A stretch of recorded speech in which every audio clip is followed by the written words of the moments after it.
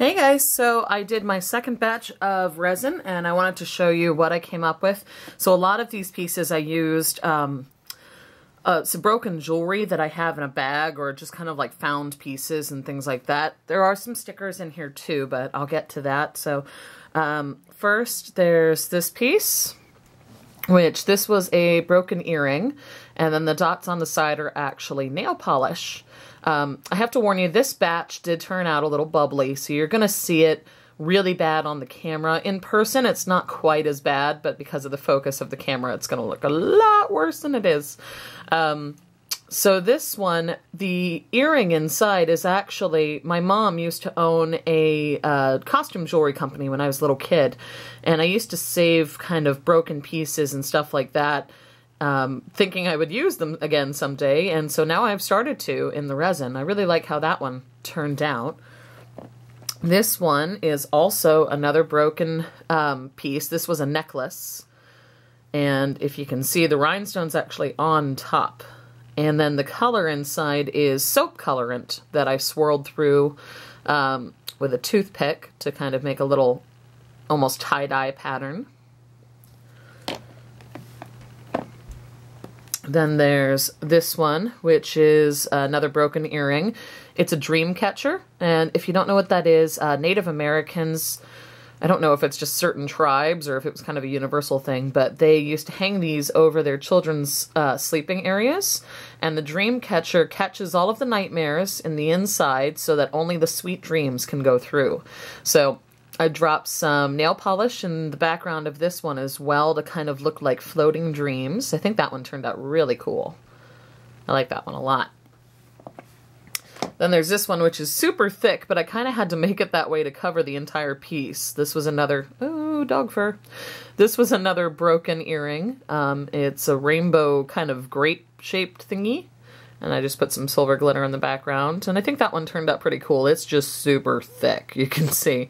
But I didn't even cover the whole piece. That's how big this thing was. But I still really like how it looks, because it's kind of translucent.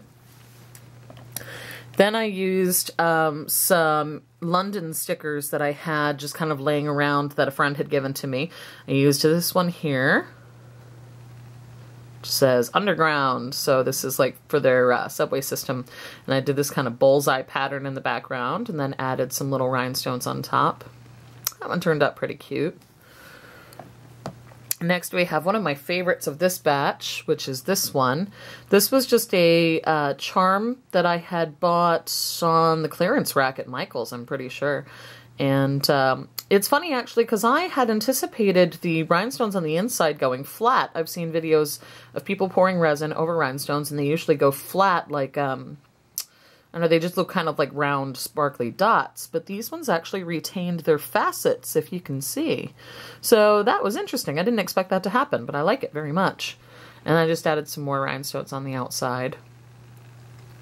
That's one of my favorite pieces. I like how that one turned out.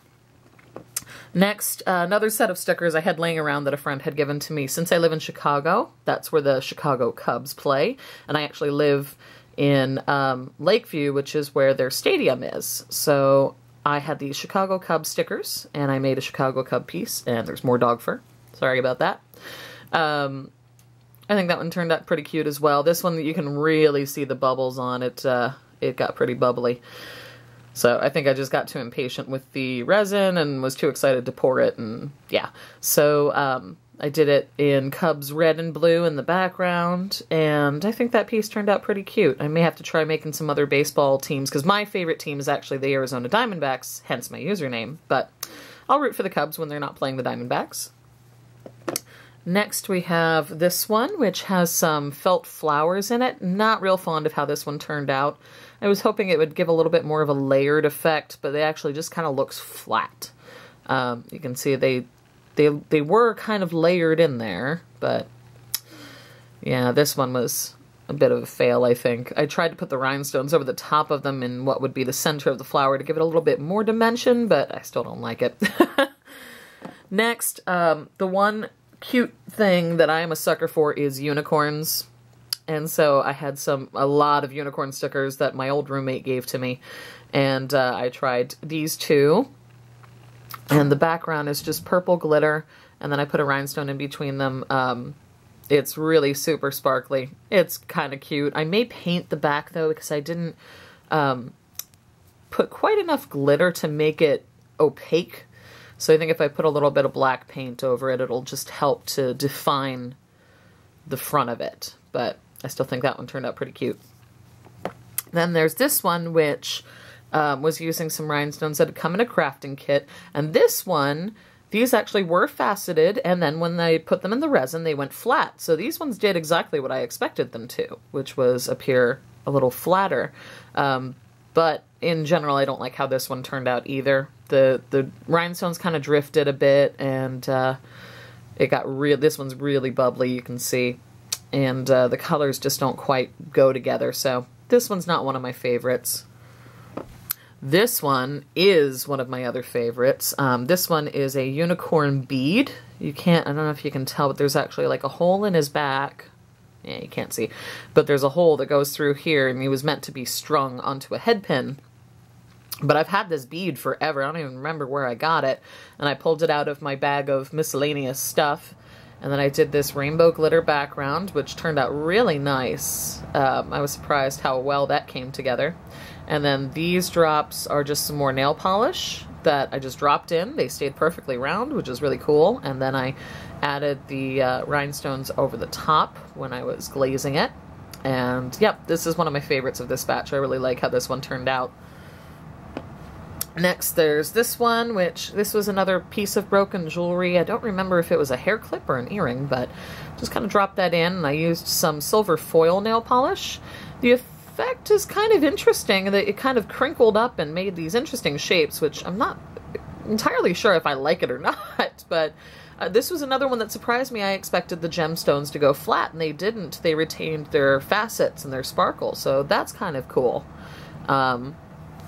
And then, lastly from this batch, I have this one. This was another broken earring, but I liked the texture of it. I've always liked the texture of this earring, and I just layered it kind of in a pleasing shape. So it's like the triangle here, and then it swirls around here. Then I added 3 little drops of polish, which actually this was silver polish, but it seems to have gone gold, which is interesting. And then I just did a simple black background. I don't know why, this one seems very 80s to me, but I like it. I like the different textures inside, kind of are pleasing to look at. And then I'm not entirely sure what I'm going to do with this yet, but I have a silicone mold that's actually for ice cubes. And I decided to try pouring some of the resin in there. I'm not going to use it for ice cubes again, don't worry. But it's a guitar mold, and it's got 3 different guitars in it. The only thing is the neck and the pegboards of the guitars are very thin. So I'm going to have to figure out a way to attach this to the guitar, but it's actually glittery on the other side. And I put blue glitter in the middle. It's hard to see on the camera, but this is all purple, and then there's blue glitter right here for where the pick guard would be. And I may paint over this, like once I dome it. It's not been domed yet.